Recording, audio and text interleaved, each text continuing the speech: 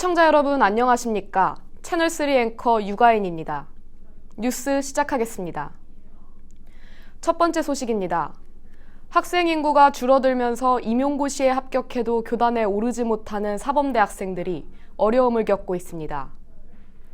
학생 수가 줄고 있는 만큼 교사 선발 인원도 크게 감소했기 때문인데요. 이러한 사범대 학생들의 어려움을 조주관 기자가 보도합니다. 학령 인구가 줄어들면서 교육과 학생들의 걱정은 늘고 있습니다. 임용고시 합격해도 교단에 오르지 못하는 미발령자가 많기 때문입니다. 수가 줄어들면서 교사 선발 인원도 크게 감소한 반면 교육대의 정원은 그대로인 상황입니다. 교육과 학생들의 느끼는 어려움이 무엇인지 교육과 학생과 취업준비생의 이야기를 들어보았습니다. 일단 임용이라는 장벽이 예전에는 무턱대고 많이 뽑았다면 요즘은 학생 수도 줄어들고 학교나 이런 선생님들의 정년이 늦어지고 이러면서 점점 자릿수는 원래는 3, 4명 뽑았다면 이젠 한두 명으로 줄어들고 많이 뽑지 않는 데서 1차적으로 큰 어려움이 있고요. 임용의 어려움 때문인지 학교보다는 학원 강사를 선택하는 비중도 늘고 있습니다. 앞으로의 미래를 걱정하고 있는 교육과 학생들, 교대 졸업은 교사라는 말도 옛말이 되었습니다.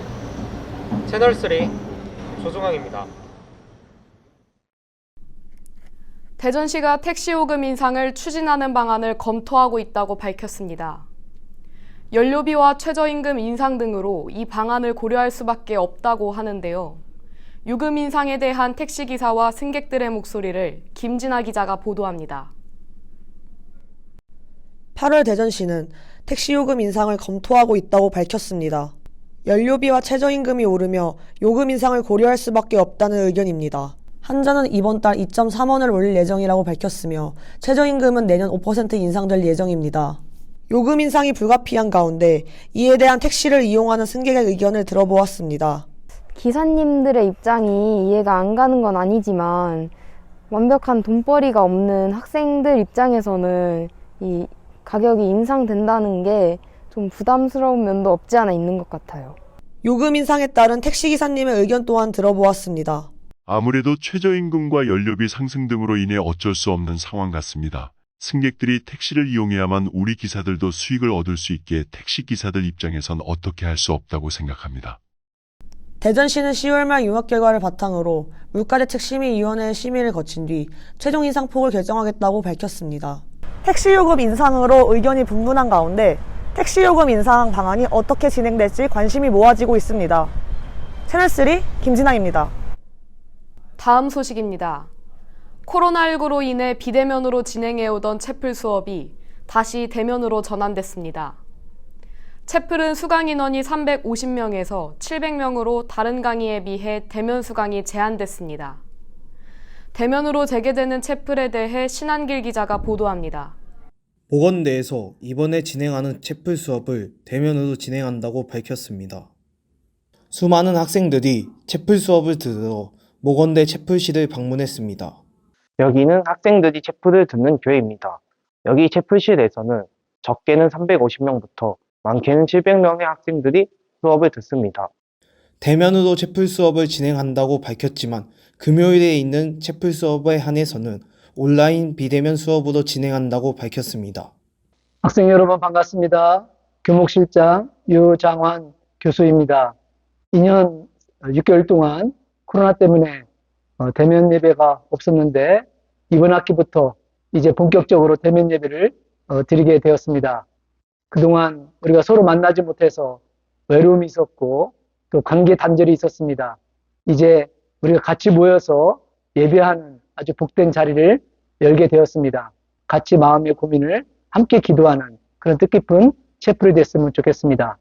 코로나 때문에 이번에 다시 시작하게 되는 대면 채플. 학생들의 기대와 우려의 소리도 있지만 성황리에 마무리되길 바람입니다. 채널3 신한기입니다. 마지막 뉴스입니다. K리그 시즌이 막바지에 들어서고 있습니다. 시즌이 마무리되면 승강제 제도가 있어 이른바 플레이오프를 치르게 되는데요.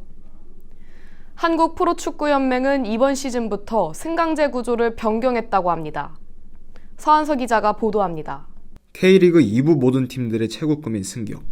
11일 기준으로 35라운드까지 진행됐으며 강주가 1위를 할 것으로 예상되는 가운데 그 아래인 2위에서 5위 싸움은 매우 치열한 상황입니다. 한국프로축구연맹은 이번 시즌부터 승강제 구조를 변경했습니다. 지난 시즌까지 K리그는 1부 12위와 2부 리그 1등팀이 자리를 바꾸고 1부 11위와 2부 리그 플레이오프 승자가 맞대결을 벌여 승강 여부를 결정했습니다. 기존의 플레이오프는 K리그 2부에서 2, 3, 4위 팀이 경쟁하는 일정이었습니다. 3, 4위 팀이 맞대결을 벌이고 해당 경기 승자가 2위와 맞붙은 뒤 K리그 1 11위와 싸우는 방식이었습니다. 올해는 1부 리그 최하위 팀과 2부 리그 우승팀이 서로 자리를 바꾸는 것은 일치하지만 1부 리그 11위 팀과 2부 리그 준우승 팀이 맞대결을 합니다. 또한 플레이오프가 3위 팀부터 5위 팀까지로 한 자리 확대됐습니다. 그렇게 최종 승자가 된 팀은 K리그 1 12팀과 경기를 해 자리 교체를 결정하게 됩니다.